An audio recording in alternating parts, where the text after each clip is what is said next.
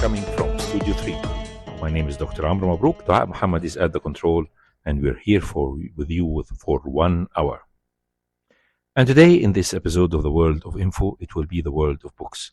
And today we are going to present 3 books that have climbed the charts of the New York Times bestseller books, and they have attracted the attention of the readers all over the world and in the United States. And I believe these 3 books really deserve to be read. The first book is by Jack Tapper and Alex Thompson, and it's called Original Sin, President Biden Decline. And the second book is Everything is Tuberculosis by John Green. And the third book, a very touchy book, and it's called When Breath Becomes Air by Paul Kalensai. And definitely these 3 books deserve to be read. So let's talk about the first book, and I think it deserves to be really read thoroughly, and it's called The Original Sin by President Biden Decline by Jack Tapper and Alex Thompson. This is based on a lot of interviews that were made with at least 200 people who have been in close relation with President Biden bid for the elections from 2020 and his trial for going into elections again in 2024. This was how it happened behind the curtains, and the famous event that happened with the debate that happened between President Biden and President Trump on the 27th of June of 2024, and how the decline of the health and the mental capabilities and capacity of President Biden was very clear to everybody who has seen this debate and really felt that President Biden was not feeling well, and his control and his concentration are definitely not as sharp as he used to be. And so it was the task of Jack Tapper and his co-author, Alex Thompson, to go on behind the scenes and try to investigate and find for themselves how did things go wrong. And actually, they have found out that the cognitive abilities of President Biden have decreased by time. His even knowledge and identification of his very close associates. Some of them were really people who worked for him since 1990 and 1980s. And they have found out that he is really not that very much capable of communication and cognitive abilities. And definitely they can find that President Biden had some issues all through his life. He has been well known to combat all his ailments. It started all with his early life when he had an experience with stuttering. And stuttering can be the end of the life of the political life of any politician. Yet Biden was able to grasp it, overcome it, and work against it, and even win some electoral seats that ended up by being taken up as a senator in the Senate in a very early age, in his 30s, in the early 70s. So this unfortunately ended in a very big tragedy, that his wife at that time has had a car accident that resulted in the death of her and his little girl, and the injury of his 2 children, Bo and Hunter, who were injured, and especially Hunter, who had an injury in his head that it took some time to recover. Of course, Biden was able to overcome this tragedy, and he has tried hard to overcome that, and then he went for elections against the Vice President Bush at that time in 1988, and he didn't even reach this electoral level. He was ousted in the Democratic primaries. But also in 1988, he had a severe health issue. He had an aneurysm, which was diagnosed in the brain, that ended up with a surgery.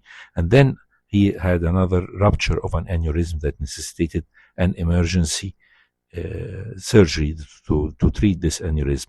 So what we found that President Biden has overcome this health issue again in 1988-89 and went on and winning his electoral seats. In 2008, he tried his luck against President Obama at that time, and he was also omitted in the electoral primaries of the Democratic Party, and yet he was able to survive and withstand that, and he attracted with his resilience the attention of President Obama, that he has decided to take him up as his vice president nominee and work with him in his 2 tenures as a vice president. He had the shock of his life of being turned down from President Obama, who decided not to boost his rights to an election, and he supported Hillary Clinton in 2016 bid for power to defeat Trump. And also in 2015, he had another tragic incident, which is the death of his favorite son, Beau. His son, who was a very eminent district attorney and a lawyer and a veteran, unfortunately succumbed to a brain tumor that he tried bravely to fight, but his fight ended with his death in 2015. So with all these catastrophes happening, he was still rising as a phoenix, but still he definitely, these things has really affected his life.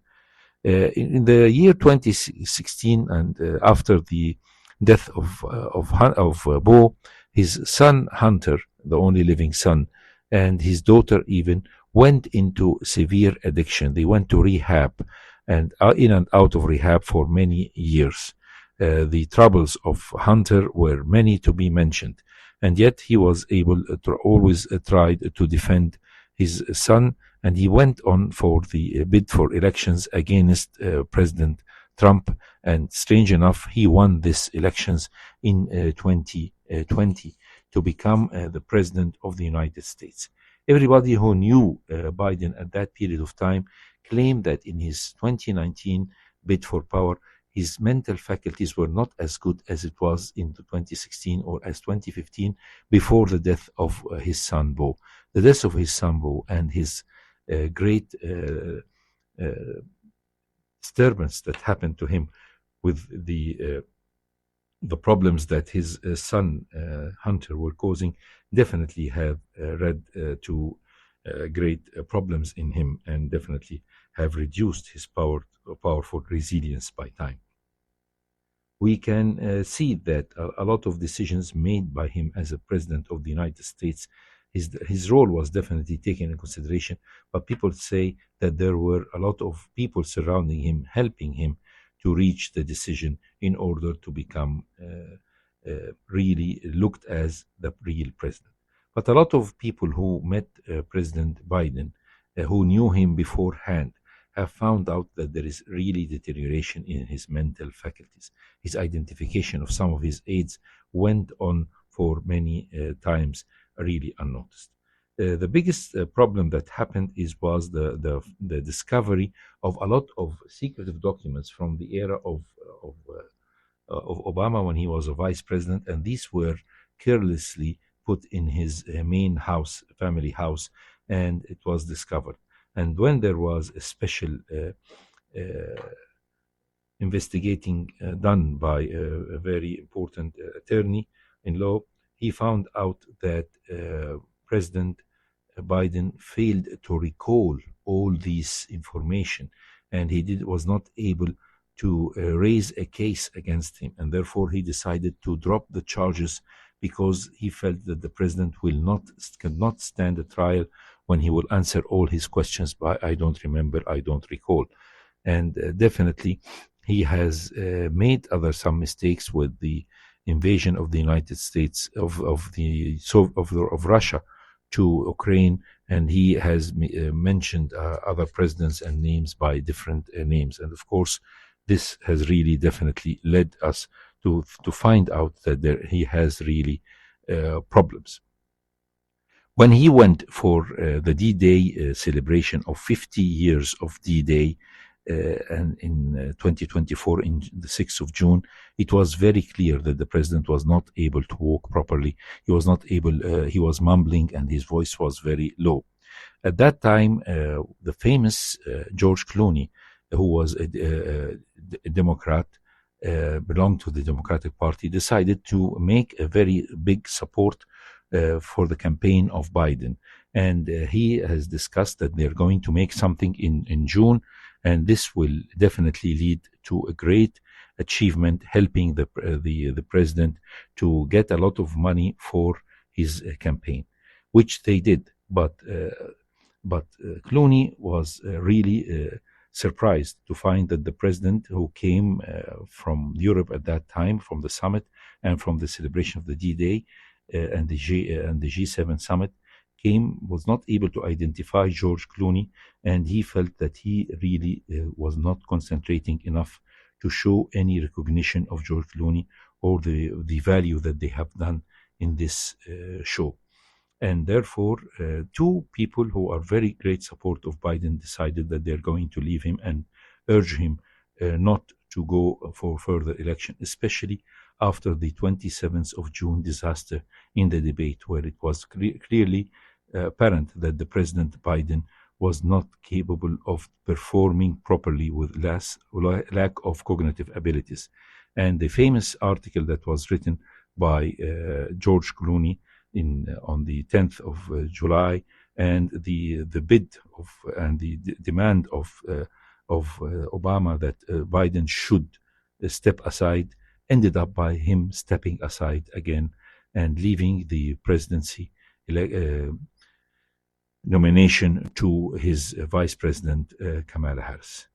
The book is really very interesting because it shows you how much Biden have committed some mistakes. He always depended on his support of his family to him, and his loyalty of his friends to him, and his confidence that he can always rise like a phoenix. But as he was approaching above 80, and if he was elected as a president, he would have become the oldest president to go into the White House on the day of inauguration. He should have stepped aside earlier than this, and this could have made the Democratic Party able to get a nominee who could face Trump and defeat him in the presidency elections, which unfortunately didn't go well with Kamala Harris. The book deserves to be read, and the book is trying to answer a question, which is a very important theoretical question: why the people around Biden and Biden himself did not decide to quit earlier. Why did he and his associates decided to continue the bid for the elections and failed? And this should have done from the very start. A book that deserves to be read: Original Sin, President Biden Decline, by Jack Tapper and Alex Thompson. Stay tuned to us, and we are going to come back after the break. So you're still listening to Radio Cairo, and we are the World of Info. My name is Dr. Amr MABROUK, and Dua Muhammad is still at the control. And the second book of today is a very interesting one, also one of the New York Times bestseller books this week. It's called Everything is Tuberculosis by John Green.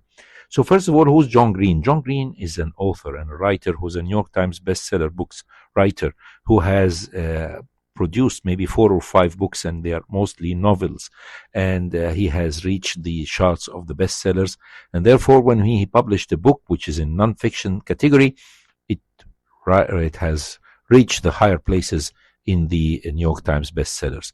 And this is a very interesting book which is called Everything is Tuberculosis. And yes, the book is talking about tuberculosis and telling us some stories about tuberculosis, the past, the present, and the future.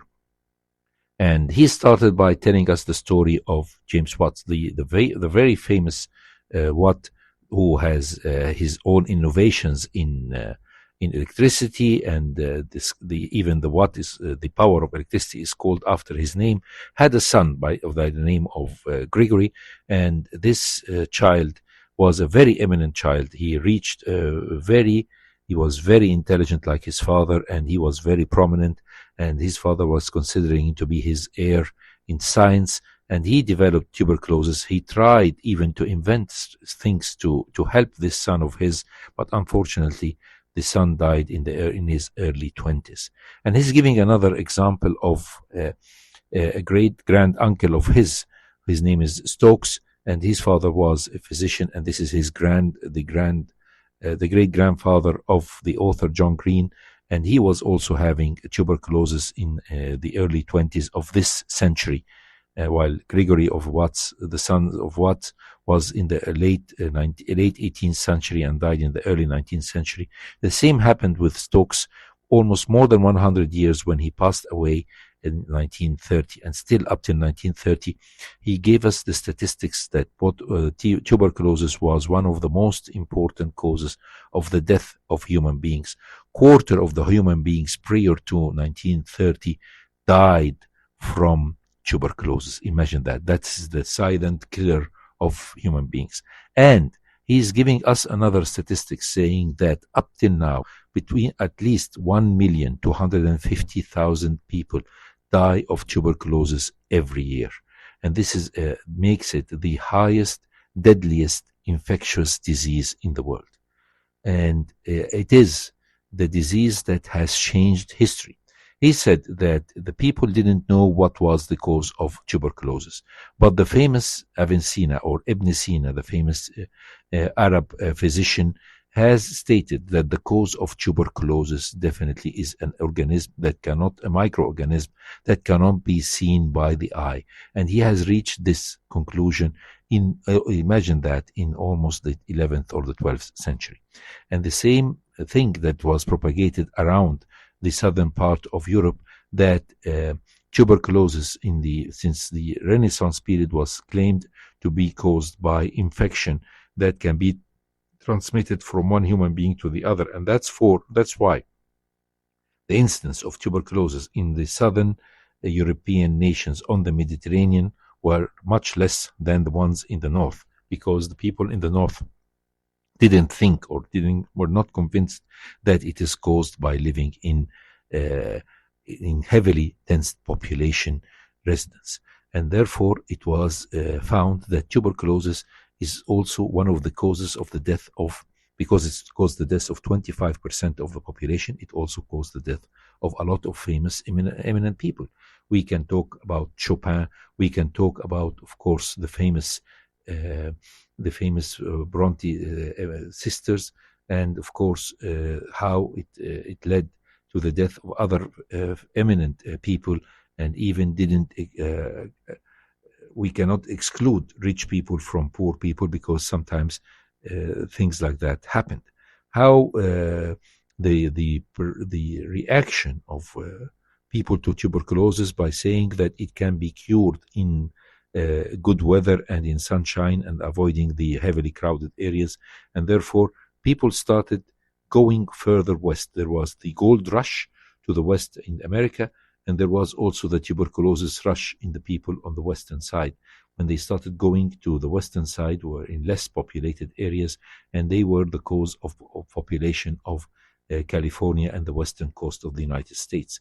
And New Mexico became a state when a lot of tuberculosis patients went there to try to heal over there, and therefore the percentage of Americans there increased, allowing this place to be taken as a state. And even the famous manufacturer of the cowboy hat was a tuberculosis victim who have survived when he lived in Arizona and New Mexico, and started building his own trademark of the cowboy hats. And also tuberculosis was the cause, or the indirect cause, of the First World War I, because the three assassins who have assassinated the Archduke of Austria in the famous Sarajevo happened to be infected with tuberculosis, heavily infected, and they were in their teens. They knew quite well that they are doomed to die in a year or two from tuberculosis. And that's why they decided that since they are going to die, they can get involved in the assassination of the Archduke. And later on, when they were arrested, they were put to trial, and they were kept in jail because they were in their teens, so they could not be condemned to death. And they all died from tuberculosis in jail, which has affected them. So this is the oldest pathogen that has been there for centuries, and we can trace that even in ancient Egypt and even prior to that. So being one in 7 deaths along the whole centuries of the world, and giving this, we can know that it is really a great obstacle of civilization, and definitely it has wiped away the resistance of a lot of people. They say that he says in his beautiful book that he has got involved in tuberculosis study when he visited Sierra Leone, one of the very famous hit areas of Africa with tuberculosis. He has seen how people could really get infected, and the country of Sierra Leone, although a very rich country with minerals, has been colonized for a great period of time by the Brits, and therefore all its income has been robbed for quite a long time, that the country now is suffering from extreme poverty, and the amount of money allocated for the health care does not exceed $20 or $30 per year per human being, and therefore this is not enough for treating infectious diseases like tuberculosis. And therefore he met one of when he visited a hospital that is dedicated to the treatment of tuberculosis called the sanitarium, he found Henry, who was a stunted boy. He looked as if he was 10 years old, but he was in his late teens. He was 17. And they told him, the physicians there, that he has suffered from tuberculosis almost all his life. He tried very hard. His parents tried very hard to support him. They tried very much to keep him in hospital and hospitalized. And he has received various modes of treatment, all ended up with failure. And it was up to the very new treatment of tuberculosis that was really effective and saved his life and changed him from a doomed person to a person who was able, after completely cured, to go back to studies and to have his own YouTube channel and to become as innovative as he can be. So the tuberculosis for some times in the 19th century was called the flattering malady. Why? Because the girls or the young ladies who had tuberculosis had some faint purplish colors of their faces, looking pretty. And of course, this was secondary to the hypoxia or decrease of the level of oxygen. And the important thing about the tuberculosis, that its bacillus was discovered, or the great revolution in the management of tuberculosis happened with Koch. Koch has discovered TB and anthrax and cholera, and he has definitely found out that the cause of tuberculosis is this bacillus. He, at the same time, there was Pasteur, who was able to manufacture a vaccine against anthrax and a treatment. And of course, at that time, Koch found himself a bit jealous, so he decided to try to do something as a medication of tuberculosis. He used tuberculin, which is a weakened strain of tuberculosis, and it was found out that it can be used in immunization of people or in diagnosis of the status of tuberculosis, but it cannot be used as a treatment. So at that time, Koch has fallen from grace for some period of time, but later on, he was awarded the Nobel Prize of Medicine for his great discoveries in this 1905. So in the beginning, after the discovery of Koch and the discoveries of Pasteur, people started saying that, and the idea of boiling milk and pasteurization of milk to avoid the infection, all this led to the fact that people started saying that we can survive tuberculosis, and that tuberculosis is a disease of a stigma. And the stigma here is the stigma of poverty. It affected poor people or poor races. And therefore, when the incidence of infection that occurs in countries like the United States, now, for example, the United States has only 500 deaths per year of the million to 150 people who die from tuberculosis. And in Japan, it is only 1,000 per all of these 1,250,000 people. So the fact that tuberculosis is a disease that has been stigmatized, that it affects the poor or the impoverished races, has put a big brunt and a load on the affected populations. Actually, it affects the impoverished people because they are poor and living in slum areas. And these are living in countries that were subjected to colonization for a very long time, and therefore they have been subjected to this illness, and as well that treatment and the management has been very expensive. And it was up to two things. The first of all, the idea of search for a treatment and make prevention of the tuberculosis, and the discovery of the new medication which acted like a magic, that is the bidaqualene. And the bidaqualene is a very effective management plan that fortunately in 2023 its owner of the patent of the company, after 7 years, that is Johnson & Johnson, were not allowed to be the only monopoly of this drug. So its drug has suddenly, the price has reduced very much, and generic medicine is available from this product, and therefore people are trying and finding good management of tuberculosis, and this is making life much easier for them to find out how they can survive and how they do not pass into the vicious circle or the vicious cycle of attacks and exacerbation. Now we are going through the vitreous cycle, and the vitreous cycle means that the people are surviving. Like Henry, they are surviving, and after there is a first line and the second line and the third line, and the people are starting to survive tuberculosis and lead healthy life instead of dying in very early age. So the role of the book is to enlighten us, tell us that tuberculosis does exist.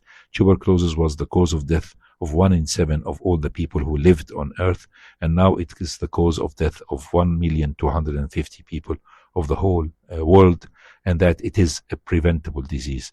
And the question that he kept on asking for the WHO and the infection experts or physicians, telling them if there is available recent new medicines for tuberculosis that reach the impoverished and the tuberculosis patients all over the world. Will there be tuberculosis? And the answer was, there will be no tuberculosis. So it's the role of the world, and it's the role of the WHO, and it's the role of humanity to fight tuberculosis, to find a cause, and to cause was that noble to prevent and eradicate tuberculosis from the whole world. A book that deserves to be read. A book by John Green, and I think he has done a great effort in writing such a beautiful book. Stay tuned to us in Radio Cairo, and we're coming right after the break. So you're still listening to the World of Info, and today is the World of Books. And our third book of today is another interesting book from the New York Times bestseller books, and it's called When Breath Becomes Air. And the writer is Paul Kalanithi. Who's Paul Kalanithi? Paul Kalanithi is a neurosurgeon who was in his final year of the neurosurgery program, and he was on his way to become a professor of neurosurgery in Stanford University, where he has started his residency. And this he is a very super qualified gentleman. Let's take the story first, that this book has been published in 2016, and it has been in the New York Times bestseller books for 69 weeks, and up till now it is still there. What makes this book special? The story makes this book special. Paul Kalanithi is a surgeon, but he is the son of an American cardiologist and an Indian lady. His father met his mother in India, and they got married, and he came as a cardiologist working in New York. Then he got 3 children from her, and he got a golden chance to work in Arizona, where he is going to be the responsible cardiologist for the whole of the city. He was very happy with this job, finding his way to become a very eminent cardiologist in this place. And it was a rewarding job. But the problem is that the mother, who was very much interested in raising her children properly and giving them the best proper education, decided that the school that they are going to go in Arizona is not matching the good schools that the children were in in New York. So she started to give them incentives and giving them extracurricular work. So her children, the 3 children, and Paul, the writer of this book, was her second child. She introduced them to art and literature, and they became hobbyists in reading. And Paul has read a lot of important literature books like Tolstoy and Shakespeare, and you name it, he got it. And he became very much interested in literature. His elder brother became a neurologist and went to the medical school and became a neurologist. He decided to go to Stanford University, where he got a degree in literature, English literature. And at the same time, he got a degree as well in biology, and it was also a master's degree. After that, he decided to have a shift of career. He wanted to study medicine. He found out that in high school, he didn't have the full requirements for studying medicine, including mathematics and physics and chemistry. So he decided to study them and have an exam to matching to this so that he can apply for a medical school. He finished this with highest honors, and he waited to go to the medical school. He found out that the exam for acceptance in the medical schools will take at least 1 year. So it took 1 year sabbatic, and he went to Cambridge University, where he had a master's degree, another master's degree from Cambridge in the philosophy of history and philosophy and history of medicine. Imagine that. He never smoked, he exercised very regularly, and he was offered to become a medical student in Yale University. So he has a degree from Stanford, a degree from Cambridge University, and he went to Yale. In medical school, Yale, he met the love of his life, and he got married to his beautiful wife, Lucy. Over there, he excelled in studying medicine, that he became cum laude, that is, the highest honors and the first of the medical school of Yale. So he had the chance to go back to Stanford to sit for the residency of the neurosurgery, where he worked heavily for continuous 36 hours or so, and at least he worked 100 hours per week, and sometimes he would go to the operating theater for 36 hours, becoming a very dedicated neurosurgeon. During his work, he excelled in it. He even worked as in research. He was able to get the highest awards of research in the fields of neurology and neurosurgery. He had postdoctoral thesis and work in neurology as well. And so he was in for finishing his tenure as a resident, and all the high universities of the very eminent universities of the United States were interested to take him up as a professor of neurosurgery in their field. Suddenly he started feeling some pain in his lower back. And this pain in his lower back was not resolved. In the beginning, he thought that this pain was due to long hours of work. And then on top of this pain in the lower back, he started having uncontrolled cough that persisted for a longer period of time.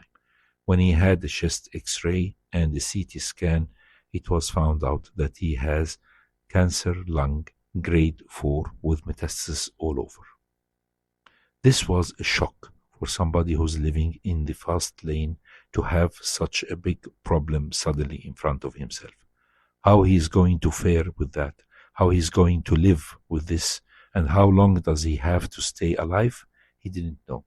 He went to the professor of the oncology, and she happened to be the best oncologist and the most experienced in the United States in cancer lung. And he asked her this simple question: how long do I have?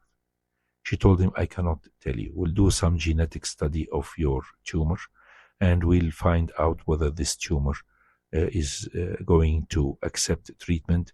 And we have 3 lines of treatment. We'll start with the simplest if the genetics of this tumor is good. So suddenly he stopped working as a neurosurgeon, and he started having the new medication that he's going to have. And during this period, she asked him a question: what do you want to do? Do you want to continue in neurosurgery, or you want to pursue another career? He said, I need to do 3 things in my life which I wanted to make. I want to be a neurosurgeon. I want to write a book because I owe that to the literature that I have studied, and I want to raise a family. And she said, what is your pick? He said, I will pick the 3. And suddenly, after continuing the medication for 2 or 3 months, there was a good response for the first line of management, which was the least complications. And he was allowed to go back to work as a neurosurgeon, and he got involved very rapidly in the field of neurosurgery again as he used to work. And at the same time, he decided to write this beautiful book.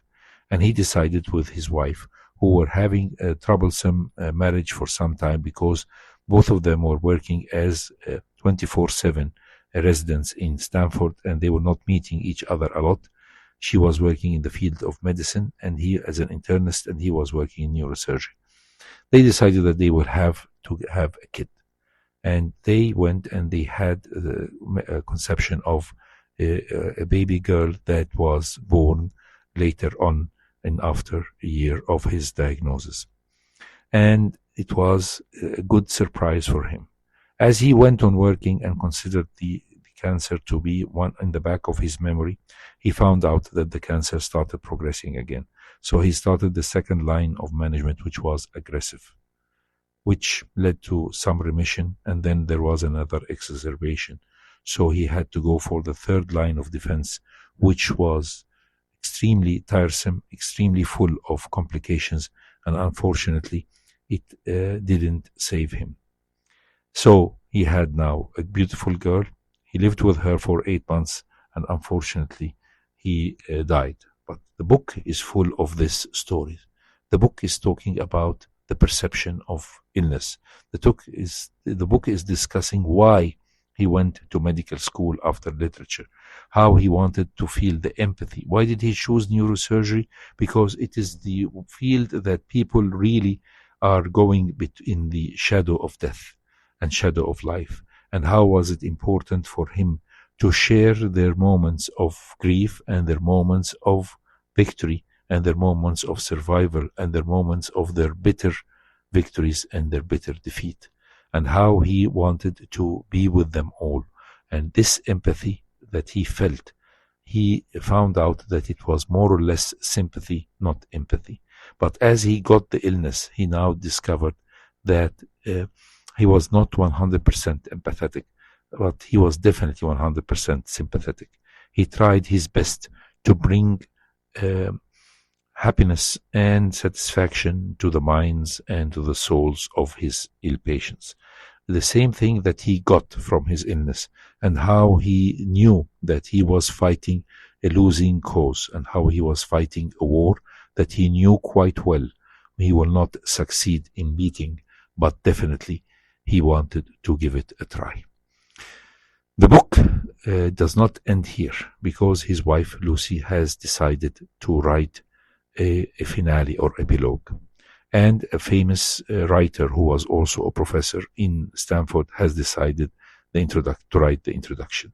The introduction, the guy described how he met Paul in his final days, and how he, as an author who had an experience, he was not just a professor in the Stanford University, but he also has written some books.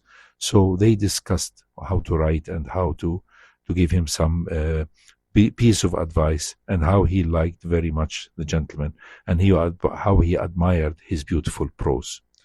Then the epilogue goes on with his wife, talking about his final moments, his life with his family, the love that he shared and she shared with him, the love that this family shared as a whole, with a beautiful daughter and with him in his last moments, and how he said in his will, please publish the book. Please write, make sure that this book will be published. And she made sure that the book will be published. She got the help that she needed from his friends and from his co-helpers and the editors. And the book was published in 2016 after he passed away in 2015. And the book is still on the New York Times bestsellers.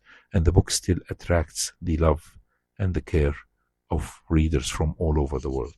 A book that deserves to be read, and is called When Breath Becomes Air.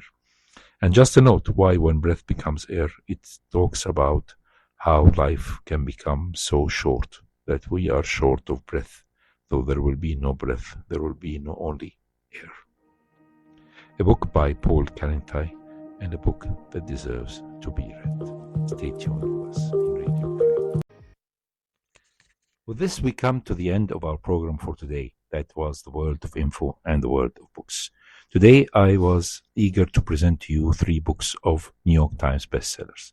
And the books, these 3 books are written. 2 of them were written by professional writers who have reached their eminence as writers and even as TV anchors, like the book of Original Sin by President Biden Decline by Jack Tapper and Alex Thompson, a book that deserves to be read. And it's really full of great narrative work and in a lot of interviews that they have made in order to reach their own conclusions.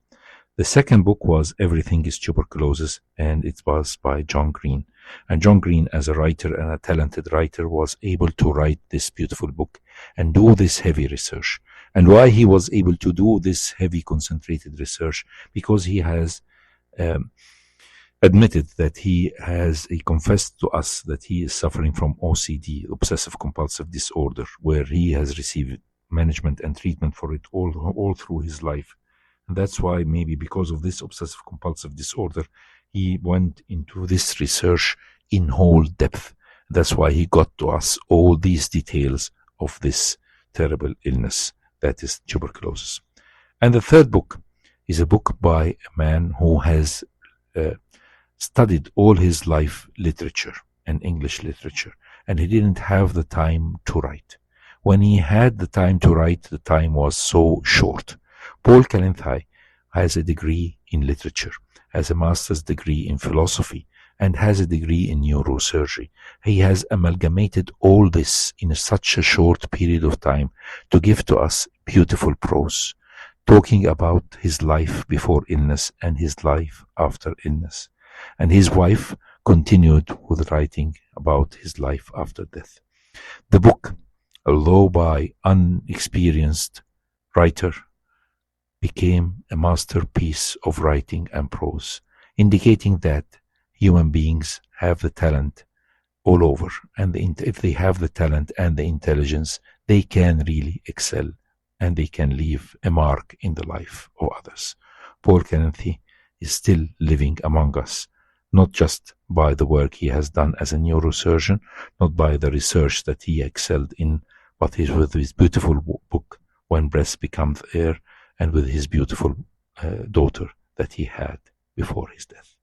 So with this, we come to the end of the world of info today. It was the world of books. With you was Dr. Amr MABROUK. Dua Muhammad was at the control. We were coming from Studio 3, Radio Cairo. Radio Cairo, FM 95.4.